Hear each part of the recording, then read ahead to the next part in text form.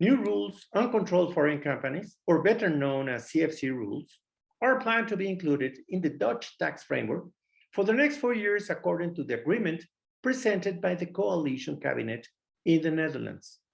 An internal committee proposes amendments to the current rules on CFC. CFC rules are not something new.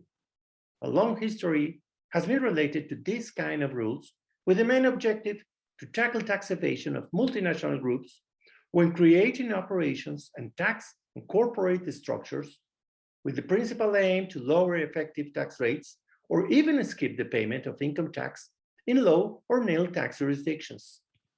In Europe, the proposal of the Anti-Avoidance Directive goes back to 2016, and before that, the BEPS project was presented in 2015 with special attention to CFC rules in the document named Designing Effective Control Foreign Companies Rules contained in Action 3 of the final reports.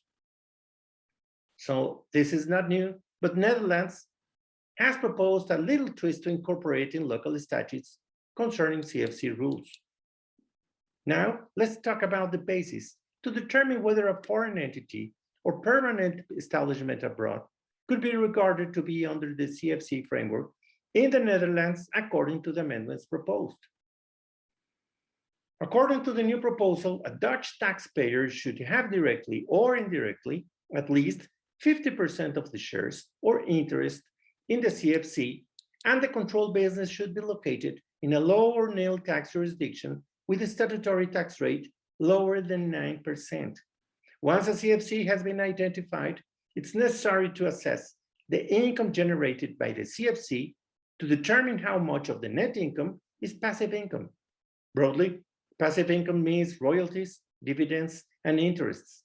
However, the new rules in the Netherlands include income from some financial activities too. To calculate the tax basis of the target company to determine whether a foreign business could be regarded as a CFC, the rules of the Netherlands to get the income tax basis should apply. The foreign business will not be regarded as a CFC if either it carries out a real economic activity in its respective jurisdiction of residence, its passive income is 30% or less of its total net income, or the foreign business is a financial entity with less than 30% of its passive income generated by operations between related parties. Some of the proposed amendments to the CFC rules are intended to cover the following matters: to apply the rules to distributed profits and not only to non-distributed profits, apply the effective tax rate instead of the statutory rate, eliminate adjustments downwards on transfer pricing, but only for purposes to calculate the net income of the potential CFC, and broaden the tax basis to active income and not assess the net income, only considering the passive one. Currently, the rules only apply to non-distributed profits. This rule has generated so far the possibility to avoid the tax when a distribution of an interim dividend is carried out and when this is legally possible in the jurisdiction of residents of the CFC. Thus, the amendments proposed to include in the CFC framework profits distributed during the fiscal year and not only those not distributed during such period. Another amendment proposed is concerning the tax rate to assess when we are in presence of a CFC.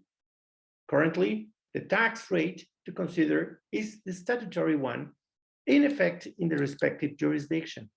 That means the rate that is determined in law in that state. However, this could not be so accurate due to a high tax rate can be diminished or even completely offset by specific exemptions and beneficial internal regimes. Therefore, the idea is to change the statutory rate for the effective tax rate paid in the jurisdiction of the CFC. Concerning the tax basis, it is recommended to eliminate the possibility to apply transfer pricing downwards adjustments in order to match the results determined in the CFC jurisdiction with those to assess in the Netherlands. And last but not least, the committee recommends broadening the scope of the rules to not only passive income and included active income. With this measure, it would try to identify and include income coming from low tax jurisdiction, even when it was generated by an economic activity other than a passive one. We look forward in the near future that the Netherlands keeps moving forward to set out these new CFC rules.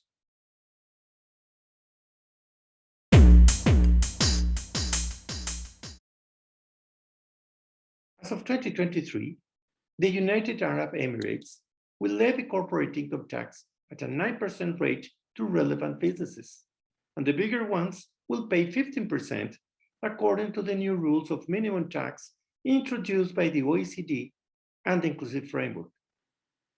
Yes, the Emirates is increasing tax liabilities, but in a way, it will still be a very attractive place for doing business if we look at other countries around the Emirates that have higher corporate tax rates, especially Saudi Arabia with a 20%, Oman and Kuwait with 15%, and Egypt with a 22.5%. Further, taxpayers will be relieved of no advance payments during the year until the annual tax return is submitted the following year of the one to report. The Emirates have developed a friendly tax environment, and not only because of its tax rates, but for the regime to apply losses and foreign tax credits. No tax for dividends and capital gains earned by residents, and no withholding tax on interests, royalties, and dividends. Without mentioning that businesses with a modest revenue of some $100,000 a year will apply a 0% tax rate. Emirates is clearly focused on attracting alien investment over its neighbors. I trust these videos help to find new ideas to share with other Creston colleagues and clients for the benefit of all. I am Guillermo Narvaez, Technical Tax Director of the Creston Global Tax Group, and I'll see you in the next edition. Meanwhile, stay safe.